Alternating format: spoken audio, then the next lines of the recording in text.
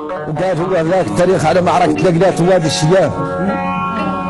قال كنت لقلات اللامبات وانبذل وادي حذاها حامد لله الماء اللي مشات لعد ومضاقت ماها.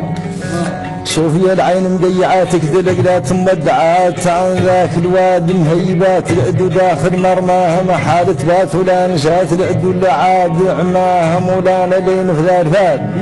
طمعت ماها واسماها وانصدمت عنها مات لا تسميها حد اسماها جهل في اللي فات لا يطمع حد ضماها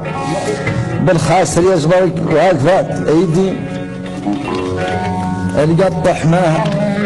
بالخاسر يجبر واقفات ايدين القط حماها.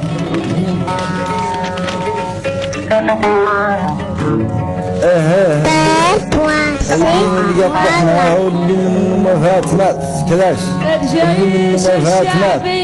ذاك زين ايوه وجوبك بالمصايل قدور مسايل سايل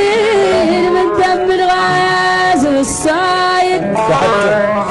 اللي من مفات ما تواقف هون الحماها حميها لين اللاح ما تشوف باطل محماها كدت لقلات اللامبات كدت لقلات التراب واللي فيها من شي قراب والواد قراب بلا سراب وقراب الفم حذاها هذه الارض تلهي كل داء بسماها واشرب ماها عقب ذرفات من الشقاب بالنفس ما يرضاها صار ذا الوكر وقام هاب عليها من سماها نسيم الجنة والصحاب تبط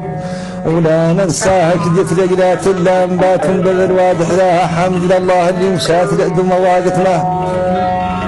وظهر فيها من شي طميم وفرقان الناس اللي تقيم واللي ترحل ولا تخيم تتعارض للي جاها قاصد باللين وشي كريم مزاها لين يراها يجبر معناها والجحيم للي داير عداها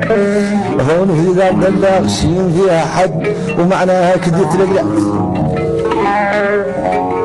والواد ماله حد جاه سامع ليه ولقطراه واسمع ذا الاسم اللي حواه يعرف عن لا اله الا الله اللي ذا انشاه من الارض اللي سواها بين الكاف والنون طاه شيعة زازت مداها شيء الثقلات اللي حذاه من بول رياح الجاه نسيمي الدول اللي بداه بيها معلوم دواها كدت لقيات الانباء الله. وقال هو ذاك التاريخ على معركة لقلات ووادي الشياه. قال